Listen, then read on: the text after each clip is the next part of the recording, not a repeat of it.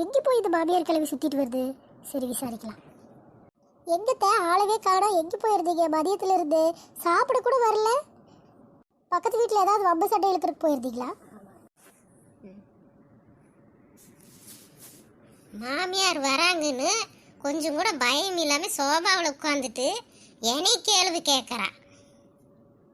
எத்த சோபாவில் உட்காந்தது ஒரு குத்தமா? சரி அதை விடுங்க, சாப்பிட கூட வராமல் எங்கே போய் தொலைச்சிங்க? வம்பு கிம்பு இழுத்துட்டு வருவீங்க, அப்புறம் சோறு திங்கிலேன்னு உங்கள் பையன் வந்தால் சொல்லுவீங்க. இதெல்லாம் நமக்கு தேவையா?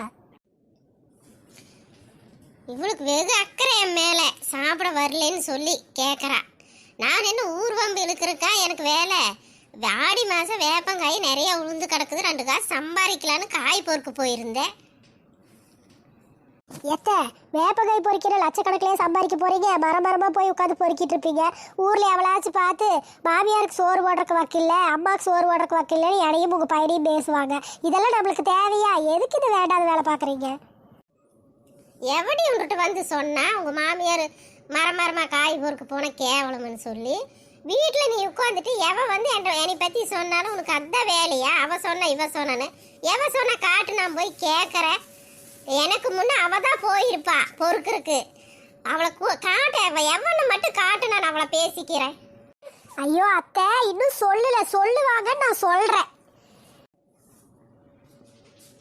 வீட்டில் உட்காந்துட்டு அவ சொன்ன இவ சொன்னான்னு கற்பனை பண்ணாது வீணா. அப்படி சொல்லிட்டு என்கிட்ட சண்டைக்கு வந்தேன்னா என் பையன் வந்து உனக்கு சொல்லி கொடுத்து வீட்டு விட்டு வெளியே தாட்டி விட்டுருவேன். எனக்கு சாப்பாடு எடுத்து வை, பசிக்குது ஃபஸ்ட்டு. இந்த கிழவிக்கு நம்ம கூட சண்டை போடலைன்னா பொழுதே போவாதே. இப்போ வந்து சோறு திங்கிலின்னு நான் கேட்டேன், சோறு எடுத்து வைன்னு சண்டை போடுது.